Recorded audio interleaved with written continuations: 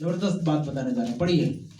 पीछे वाले ध्यान से सुन रहे हैं, पीछे वाले ध्यान दे रहे हैं। हेलो, मुंडी हिलाने से नहीं काम चलेगा। हाँ हूँ कुछ तो बोलो इधर, ठंड में होंठ भी नहीं हिल रहे हैं। आप इधर है कि नहीं है?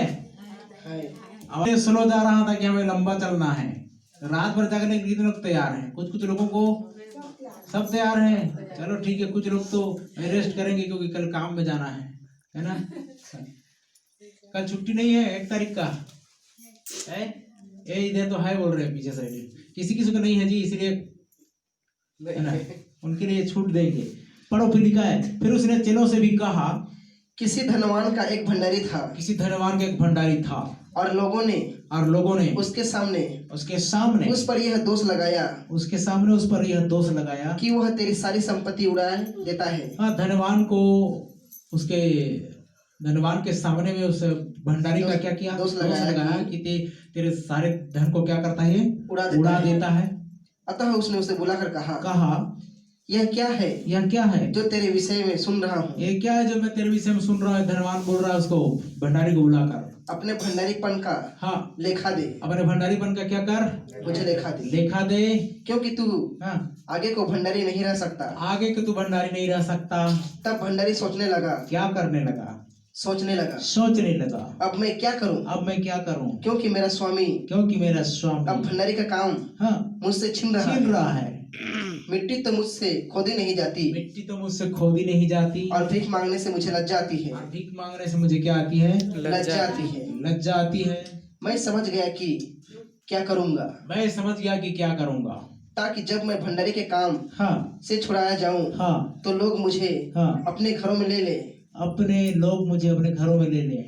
तब उसने अपने स्वामी के देनदारों को एक एक करके बुलाया और पहले से पूछा, तुम पर मेरे स्वामी का कितना कर्ज है? तुझ पर मेरे स्वामी का कितना कर्ज है? उसने कहा 100 मन तेल। तब उसने उससे कहा, अपना खाता बही ले और बैठ।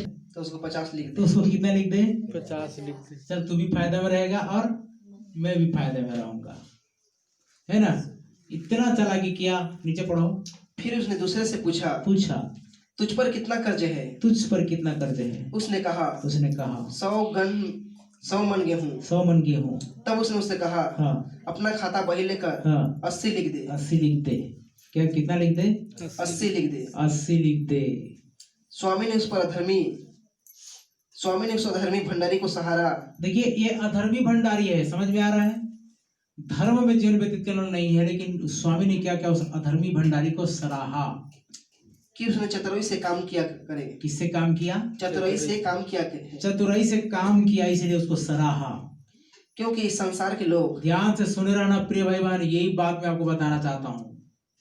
क्योंकि संसार के लोग अपने समय के लोगों के साथ रीति व्यवहारों में, समझ में आ रहा है? उनका रीति, उनका व्यवहार, उनका तौर तरीका, उनका जबरदस्त पर्सनालिटी, जबरदस्त ज्ञान, जबरदस्त शिक्षा, जो भी आप बोल सकते हैं वहां पर लागू कर सकते हैं। लेकिन क्या लिखा है? पढ़ो थोड़ा सा। ज्योति के लोगों से अधिक चतुर है। कैसे है जी? अधिक चतुर, इसीलिए ठोकर खाते हैं। अरे अब तो इसमें और कुछ नहीं है, सब ज्ञान इधर भरा है। जितना ज्ञानवान है ना, फिल्मी जगत वालों ने ले लिया, समझ रहे हैं? जितना बुद्धिमान, जितना ये एक से कलाकार, एक से अकलमंद, विद्वान, पढ़े लिखे नौजवान, और क्या क्या बोलते हैं, सारे उपाधि डिग्रीधारियों को किसने ले लिया?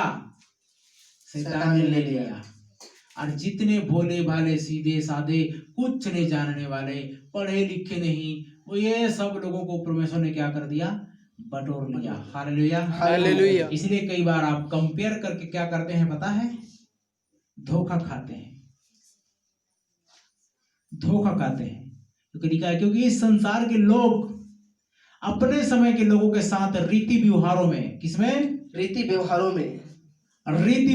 में। देखिए, ज्योति के लोगों से अधिक। एक मिनट, आप धन देकर जरूरत पूरी कर सकते कुछ समय के लिए, लेकिन वचन का जीवन नहीं दे सकते। और वचन देने वाला कभी एक दिन बढ़ जाएगा तो धन भी दे सकता है। हालेलुया। क्या हो सकता है जी? वचन पे बना रहे तो एक दिन धन दे सकता है, और धन देने वाला व्यक्ति वचन नहीं दे सकता, क्योंकि समझ रहे हैं दोनों एक दूसरे के परस्पर नहीं हो सकते। क्यों लिखा वहां पर? क्यों एक व्यक्ति आया, धनवान व्यक्ति आया, यीशु मसीह ने जब बोला जा अपना सब कुछ बेच कर मेरे पीछे हो ले, क्या उसने तैयार हुआ? नहीं हुआ। उदास हो गया, क्योंकि मेरी दुखती पर उसने हाथ रख दिया, मेरे धन को उसने क्या कर रहा है? नहीं नहीं नहीं नहीं नहीं, यीशु मसीह को बोला कि मेरे धन को वो सबको कंगालों को दे दो, बांट करके मेरे पीछे हो लो करके बोल रहा है। तो क्या प्रेरितों को ये सारी सुख सुविधाएं मिली? क्या परमेश्वर के लोगों को कभी उतनी फैसिलिटी मिली? नहीं मिली।